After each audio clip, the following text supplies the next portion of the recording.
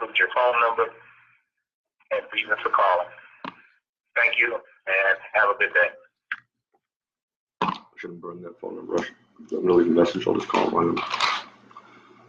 You want to use those for trying to catch him when he's not. One at a time. 9, 7, 4, 2. Do you need a pen? No, I've got his number on YouTube.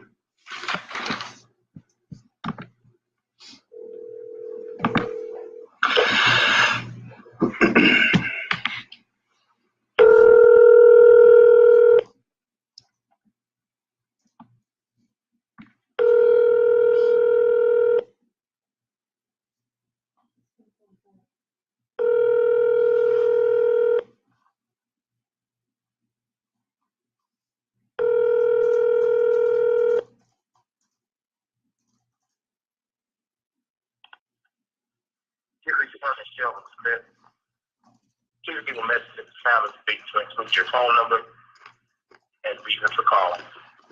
Thank you, and have a good day. At the tone, please record your message. When you've finished recording, you may hang up or press 1 for more options. Hey, Sergeant Smith, this is Barrett Brown. If you recall, we spoke early last month about the suspect, Wes Taylor, whose account had been used to make the bomb threats to the downtown Dallas library, as well as the magazine I wrote for, and who mentioned my name in my articles as the impetus for that bomb threat.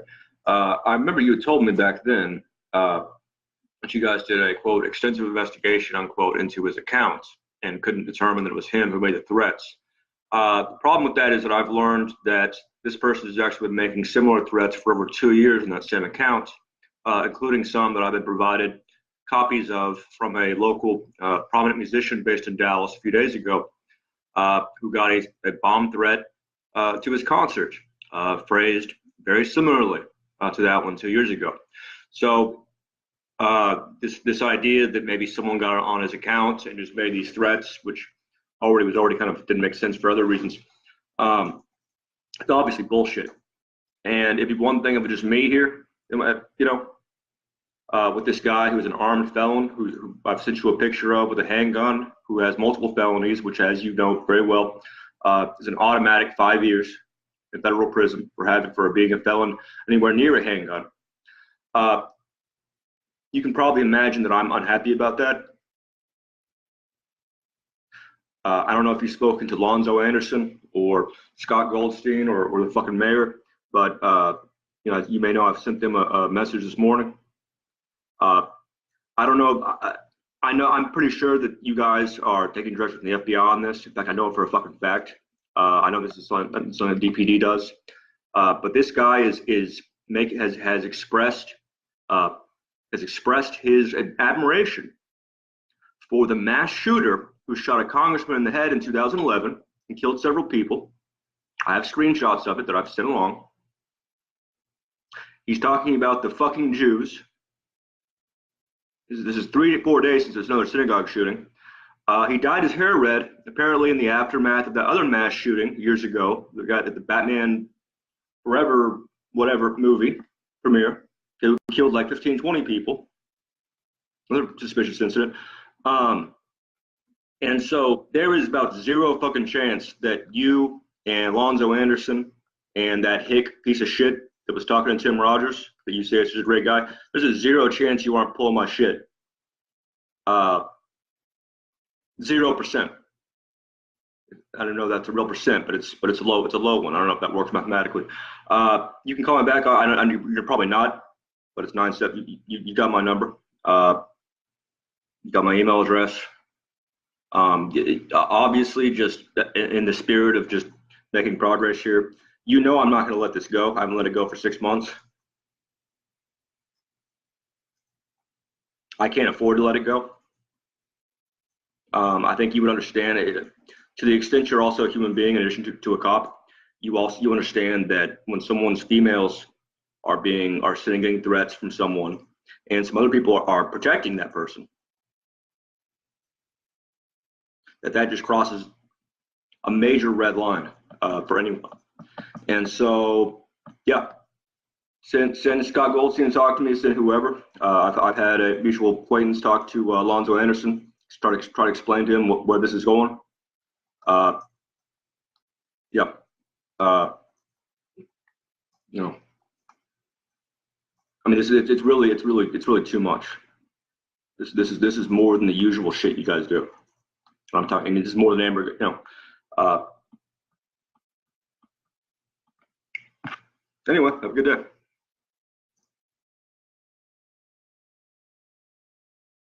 Yes. I listened to some of your message, and your language, to me, I don't appreciate. My language is vastly appropriate for a cop who's lied to me. It's not appropriate for me for calling you. I'm just telling you that. All right. I work with you. I'm not working with you. I'm working against you because you're covering up. Well, then, don't call me. Use that kind of language. I will do whatever is necessary. Do whatever is necessary. I'm doing it right now. Okay. But do not call me with that kind of language. I'll call you whatever I like and say whatever I like as long as you're covering up crimes against my girlfriend. Pig. That's right, bitch.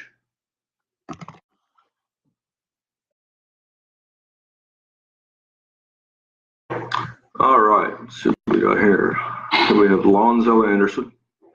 Alonzo Anderson is the Assistant Chief of Police for the city of Dallas. He is I wouldn't say a literate person. The email that he sent back to Philip Kingston when he inquired on my behalf about this what's turned out to be a pretty crazy cover-up involving these bomb threats. The one sentence in the entire email this guy sent that was like had no misspellings, was grammatically correct, was him quoting the guy making the bomb threat. Everything else was just incoherent nonsense. Just really extraordinary that we would allow somebody like that to have to draw a salary from our tax dollars. I mean, really extraordinary. Let me pull up his number here. His cell is.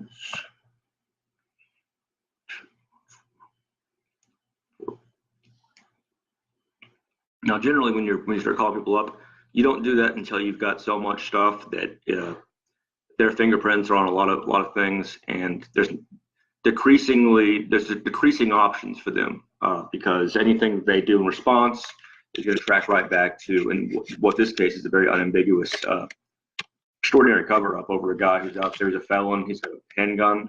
He's a picture with a handgun, which is a federal crime. You get 5 years for. I know because a lot of the guys I did time with. We're on that. This guy's being protected. I don't think a DPC understands the situation. I'm pretty sure they're being told by the FBI, just, hey, whatever. And the FBI is probably giving them a limited version of what's really going on. But this is not there's nothing about this that makes sense outside the context of one of these little FBI operations we've seen over the last 15 years where they manipulate somebody who's mentally ill. And I think that's what's going on here. So, without further ado, let's call up Alonzo Anderson. Be fun.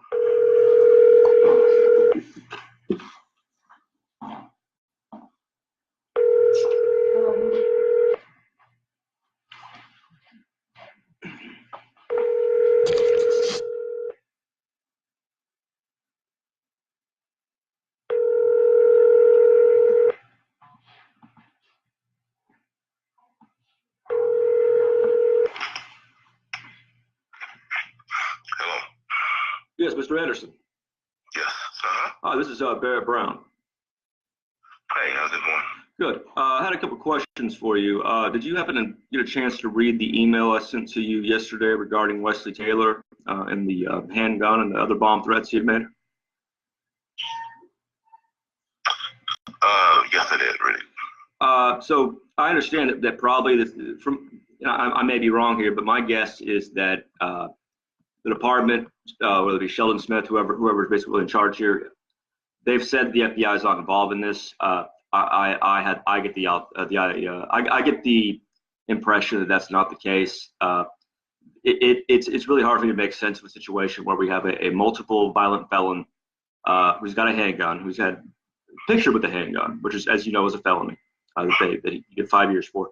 he's made, Sheldon Smith told me a while back, last month, that they had done a such investigation into his Facebook account that was made to make those bomb threats to the Dallas Library and to Dallas Magazine over my articles.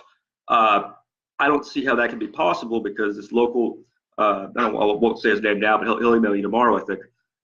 This local musician is fairly prominent, received bomb threats from him 2 years ago.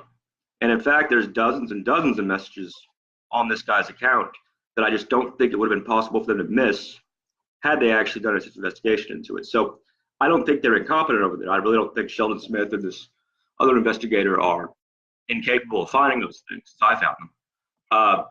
And so that leads me to believe that the FBI is putting you guys in a situation that, it's just going to keep proceeding. I mean, obviously, it's not something I could afford to ignore since this guy is sending my messages to my girlfriend, which has upset her quite a bit.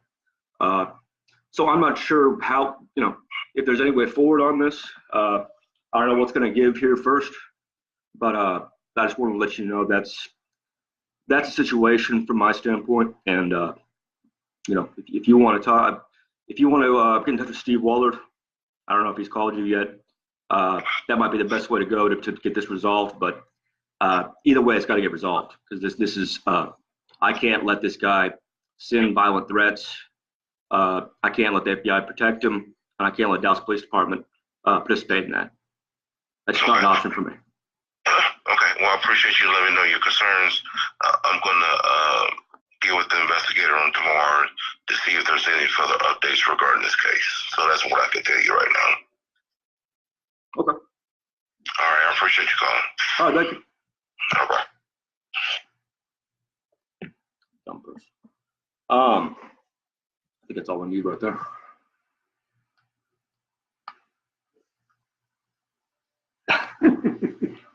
Thank you. Couldn't resist. All right, thank you for joining us. That was Lonzo Anderson, assistant police chief. Answers his cell phone. We didn't know who was calling. Not a good move if you're a dumb person, not unintelligent. I don't want to say dumb. He is not a genius.